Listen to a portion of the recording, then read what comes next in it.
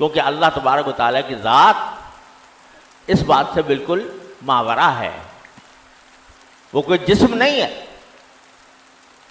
اللہ نور السماوات والارض، تو وہ کوئی جسم نہیں ہے، وہ تو ایک ایسی حقیقت ہے کہ جس کا ادراک ہمارے آپ کی سمجھ سے باہر ہے. ابن تیمیہ رحمہ اللہ کہتے ہیں، انہوں نے کہا الکلام فی وصف اللہ بالجسم نفیا و اثباتا بدعہ.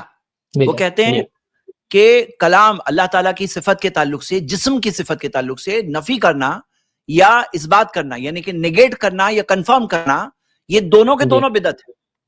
لم یقل احد من سلف فی الامہ، اس امت کے سلف میں سے کسی نے یہ بات نہیں کہی، وائمتھا، اور اماموں نے کسی نے یہ بات نہیں کہی، ان اللہ لیس بجسم، کسی نے یہ نہیں کہا کہ اللہ کا جسم نہیں ہے، جیسے یہ مفتی صاحب کہہ رہے تھے.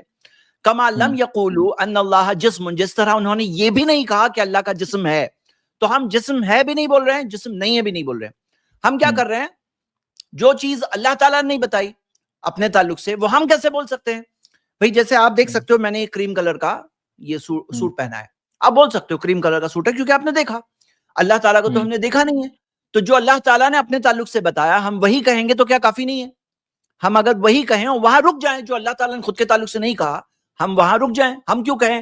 جیسے کہہ رہے ہیں کہ اللہ کا جسم نہیں ہے نہیں ہے نہیں ہے.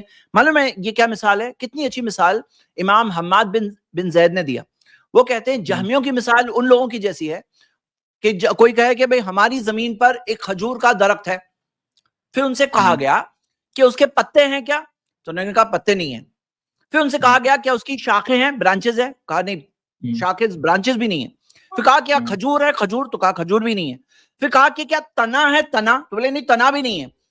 تو پھر ان کے پاس کیا ریالٹی نکلی؟ پیڑ ہی نہیں ہے. اب یہ لوگ کیا کر رہے ہیں؟ اللہ تعالیٰ کی تمام صفات کا انکار کریں گے.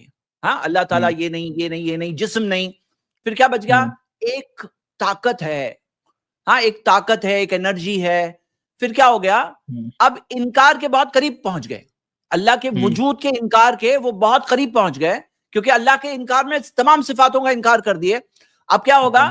انکار کے ٹوٹل وہ قریب پہنچ گئے. کس وجہ سے؟ شروعات کہاں سے ہوئی؟ شروعات یہاں سے ہوئی کہ جہاں پر اللہ تعالیٰ نے اس بات کیا وہاں اس بات کرو، جہاں انکار کیا انکار کرو. اور پرابلم یہ ہے لیس کمثلہ شیء، ان کو اس بات پہ رک جانا چاہیے تھا کہ اللہ کے جیسا کوئی نہیں ہے. تو بات سمپل تھی. ہاں اللہ تعالیٰ کے لیے مثالیں یہ لوگ امیجن کرتے ہیں، اس وجہ سے وہ لوگ انکار پہ آ جاتے ہیں. تو کاش کہ یہ بات سمجھ جاتے ہیں. کتنی سمپل سی بات ہے. ایک بات تو بہت سارے علماء نے، زید بھائی آپ نے جو بات کہی نا، یہ بات کہی علماء نے کہی ہے کہ یہ لوگ اصل میں یہ انکار والی بات شروع کہاں سے ہوئی تھی؟ انکار والی بات اس سے شروع ہوئی تھی نا کہ انہوں نے کہا ابھی آنکھ مان لیں گے یا ہاتھ مان لیں گے تو تشبیہ لازم آئے گی. تو تشبیہ سے بچنے کے لیے یہ صفتوں کا انکار کرتے رہے. انکار کرتے کرتے انہوں نے اللہ تعالیٰ کو معدوم کے مشابہ کر دیا. معدوم کے مشابہ یعنی انہوں نے کہا یہ نان ایگزسٹنس، جو ایگزسٹ ہی نہیں کرتی چیز نا، اللہ اس کے مشابہ. اور یہ بات باقاعدہ علوم میں جب آخر میں جب سب صفتوں کا انکار کرتے چلے گئے تو آخر میں ایک ہی صفت بتی، صفت وجود. تو اب یہ پوچھا گیا بھئی صفت وجود ہے کہ نہیں ہے؟ تو انہوں نے کہا کہ وہ نہ موجود ہے نہ معدوم ہے. مطلب ایک طبقہ ایسا بھی ہے، یہ اشاعرہ تو نہیں ہے، اشاعرہ بعض صفتوں کو مانتے ہیں، 7 صفتوں کو مانتے ہیں وہ. تو انہوں نے کہا نا اللہ تعالیٰ موجود ہے نہ معدوم ہے. یہ بھی ایک عقیدہ یہ بھی آیا.